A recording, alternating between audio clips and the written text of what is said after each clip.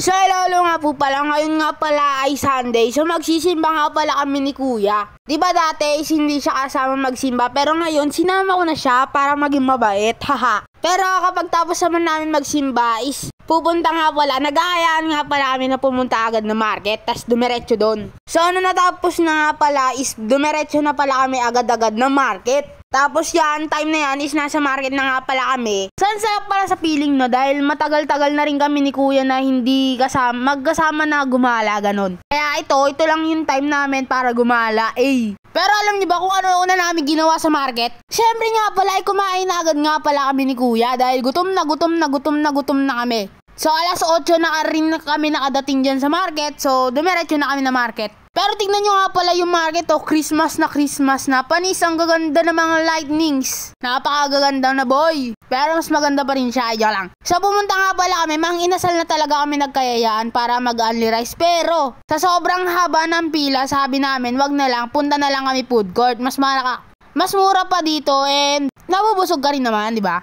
Iba talaga yung inasal kasi may only rice. Tapos nag-order na nga lang din pala ako ng sisig nga pala yung in-order ko. Sisig with egg. Dahil gusto ko talagang sisig. Dahil gustong gusto ko ang sisig. Pero mas gusto ko siya ay.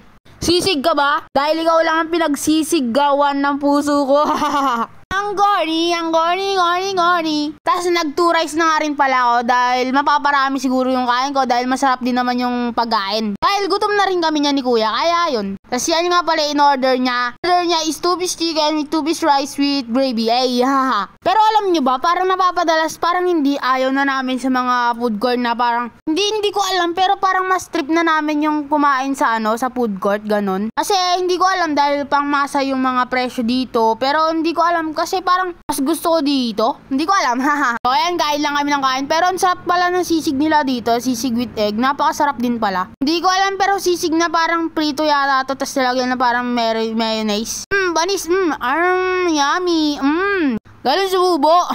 Inilisan na rin namin yung pagkain namin. Tapos pagkatapos nga pala namin kumain is gumalagala muna kami. Pero syempre may binili nga pala kami ni Kuya na pasalubong kay Mami. Syempre, mabait yung boys Mami eh.